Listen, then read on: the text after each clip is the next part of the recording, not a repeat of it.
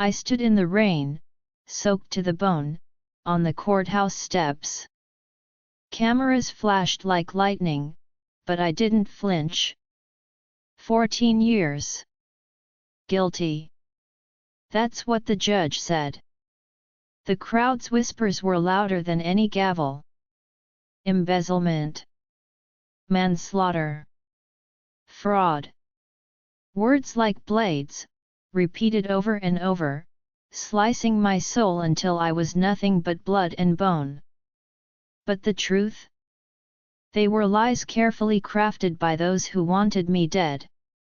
My father's empire, Dahan Foundation, was supposed to be my inheritance. Instead, it became my grave. I searched the sea of faces for the people who were supposed to fight for me.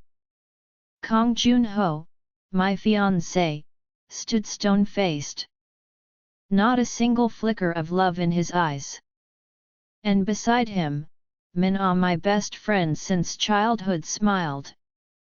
Smiled. She didn't even try to hide her relief. They left me to rot. Prison stripped me down. Not just the clothes, the comforts, the world I once ruled, but my identity. They called me Yoon So-ra, inmate number 3756. For 7 years, I slept on a steel bed and woke to the echoes of screaming and silence. I thought I would die there. And then, the fire came. It was supposed to end me. A riot. A blaze. Smoke and screams. But I didn't die. In the chaos, I found a chance. A favor owed, a debt paid in whispers. A burned corpse mistaken for mine. And with it, my death certificate. So I vanished. I became someone new. Someone the world didn't know. Jin Ha-won. But I never forgot. 7 years later, I stepped into the Dahan Foundation gala in a black dress that hugged every scar I'd earned. Diamonds shimmered on my neck, sharp, dangerous. My hair had grown long, dyed raven black. My skin glowed like porcelain, reborn from flame. I walked through the grand hall like I owned it. People turned. They didn't know who I was, but they stared. Power has a scent and I wore it like perfume. Then, his eyes found me. Junho. Still handsome, still cold. But I saw it, that flicker. Surprise. Fear. Regret. And Min-ah. She was clinging to him like the ghost of who she used to be. I didn't approach. Not yet. I had waited too long to waste my entrance. Instead, I made rounds. Smiled at the right people. Dropped a hefty donation to the foundation. Whispered carefully chosen truths into waiting ears. This was my playground now. And I was the one holding the leash. That's when I met him. Ji-hoon. Private investigator. Sharp suit. Sharper eyes. You don't exist before last year, he murmured at the bar, eyes pinned to mine. No birth records. No academic history. Just air. I sipped my champagne. Maybe I'm someone new. Or maybe I'm just getting started. He watched me, calculating.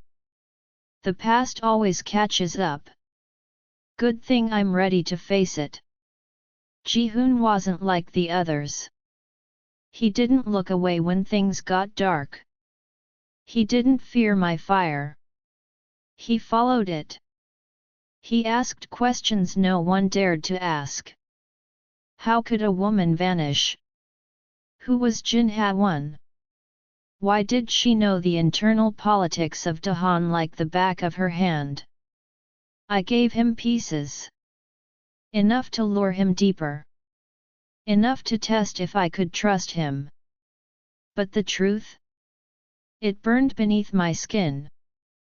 One night, he cornered me on a rooftop. Rain fell, just like the night of my verdict.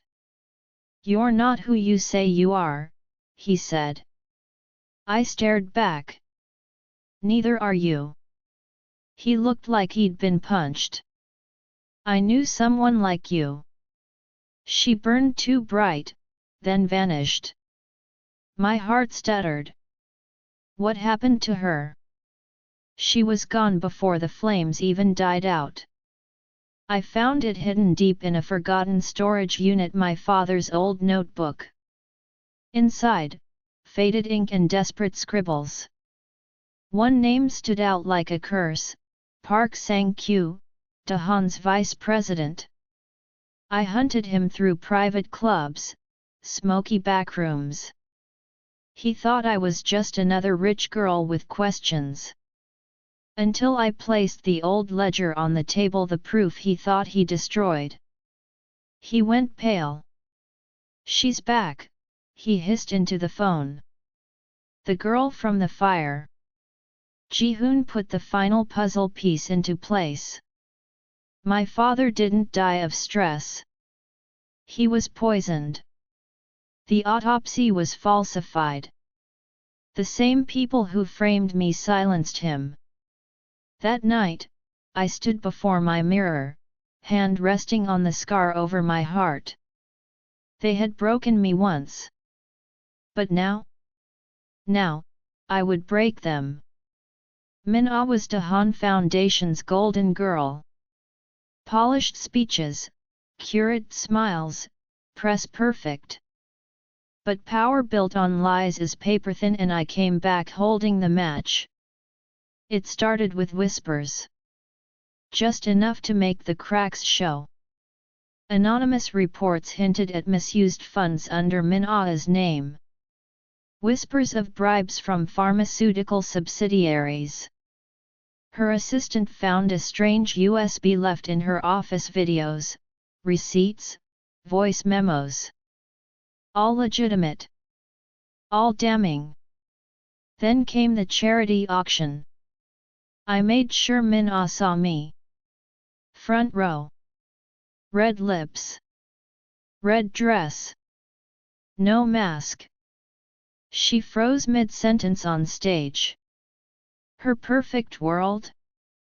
Slipping through her manicured fingers. Junho wasn't doing much better. He paced through Dahan's halls like a ghost, eyes hollow. Rumors swirled about internal leaks, a scandal brewing. I knew his mind, how control meant everything to him. But now, he had none. He visited Min-ah late at night. She shouted. He shouted back. Ji-hoon had the footage. They were breaking and I wasn't even finished. One night, I stood outside Dahan headquarters, watching rain slick the pavement. Ji-hoon joined me, hands in his pockets. "I know you're behind this," he said softly. "Min-ah. Junho. Park Sang-kyu. You're dismantling them." "They dismantled me first." He didn't speak for a while. Finally, "Are you doing this for justice? Or revenge? Does it matter?" "It does to me." I turned to him. "You think I'm dangerous? I think you've been wronged. But I don't know who you'll become once you win." I looked at him. "Maybe I don't know either." He reached out, fingers brushing mine. "Then let me find out." I confronted Park Sang-kyu in a hotel suite laced with cigar smoke and fear. "You're not dead," he whispered. "Disappointed." He reached for a weapon, old habits, but I was faster. The moment I placed the real autopsy report on the table, he crumbled. You don't know what you're doing, he spat. You'll tear everything apart. That's the plan. I gave Ji-hoon everything. The files, the recordings. The chain of transactions leading straight to Chairman Kang Junho's father. The man who murdered mine. Ji-hoon's voice was quiet. This is enough to destroy Da-han. That's not my goal, I said. Not anymore. He looked confused. My goal is freedom. Not just for me. For my father. For the truth. And maybe, for us. He kissed me that night. It wasn't soft. It wasn't easy. It was fire meeting fire, two people forged in pain, finding something pure in the ash. I'm with you, he whispered. To the end. The Dahan Winter Gala was the stage. Lights. Laughter. Glittering gowns. A perfect illusion. Until the screens came alive. Documents. Hidden ledgers. Medical reports. Surveillance videos. Ji-hoon timed it to perfection. Min-ah turned white. Junho dropped his champagne. Chairman Kang stared at the screens like he was watching ghosts. Then I stepped into the light. The music stopped. Every eye locked on me. Junho whispered, "It can't be." But it was. I walked straight to Chairman Kang. You murdered my father, I said clearly. And framed me to protect your empire. His jaw clenched. You should have stayed dead. I smiled like a blade. Ashes don't stay dead. They rise. I dropped the file in front of him. Resign. Confess. Or watch it all burn. He sneered. Do you think you've won? I'm not here to win. I'm here to end you. They fell one by one. Min-ah's scandals led to a full audit. She fled overseas. Junho was forced to resign. He gave one press conference, then disappeared from public life.